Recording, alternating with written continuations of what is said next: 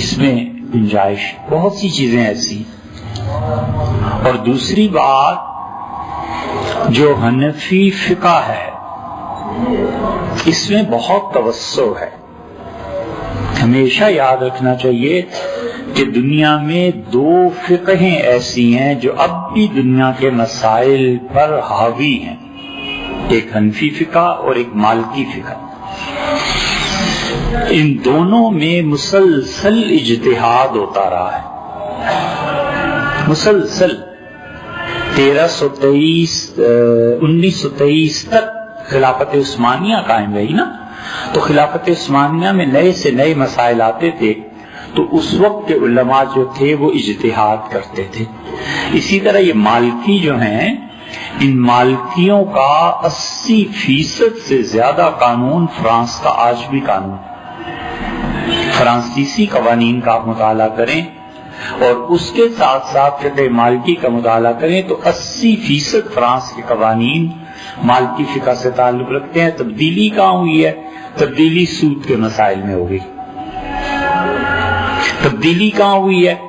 تبدیلی بعض معاشرتی معاملات میں ہو گئی، طلاق کے معاملات میں ہوگی، وراثت کے بعض معاملات میں ہوگی. یہ مالکی جو ہیں ہے یہ بڑی نازک بات کہ اس پہ عمل نہ کرنا. یہ عمل کرو تو تمہاری ذمہ داری بھائی، مجھے میرا سہارا نہ لینا، اللہ قیامت میں کچھ جواب دو گے. مالکی فقہا کے ہاں بغیر گواہوں کے بھی نکاح ہوتا ہے.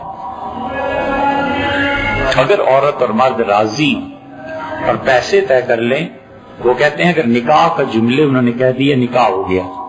فرانس نے اس قانون کا فائدہ اٹھایا.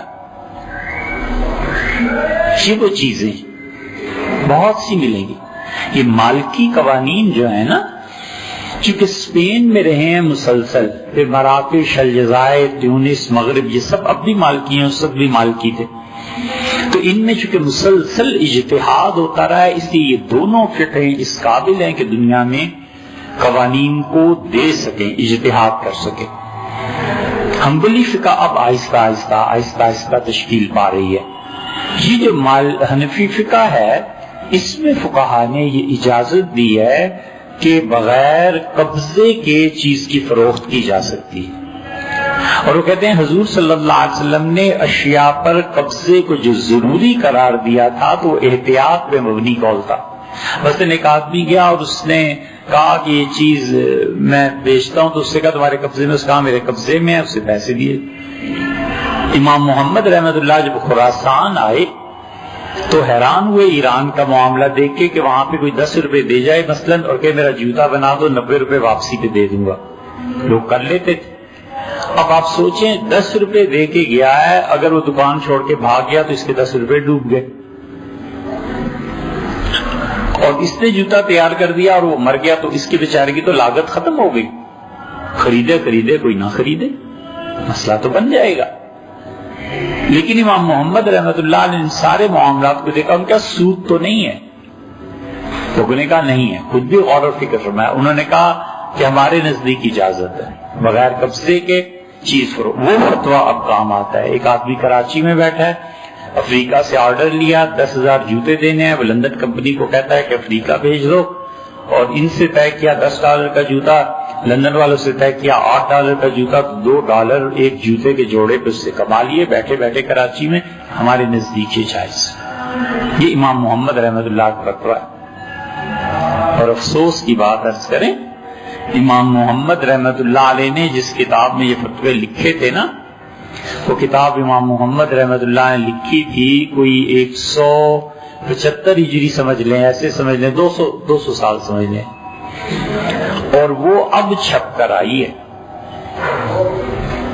1200 سال کے بعد اب اس کتاب کا نسخہ آیا اور ہم نے دیکھا اور چوما اسے.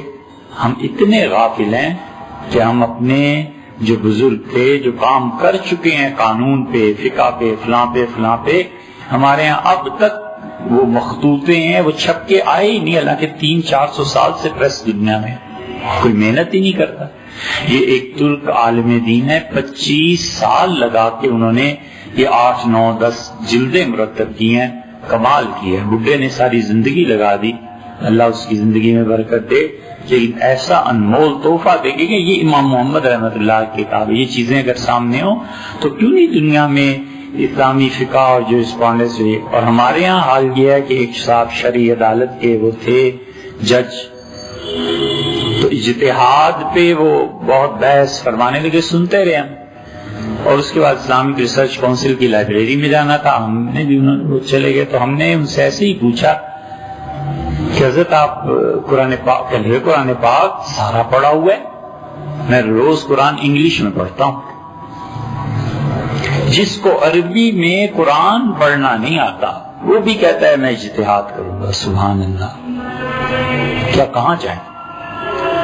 اے بی سی جس کو نہ آتی ہو وہ بھی کہے کہ میں میڈیکل کی کتاب پڑھ کے تمہیں بتاؤں گا سر درد کا علاج کیا ہے، تو اب کہاں جائے آدمی، مر جائے۔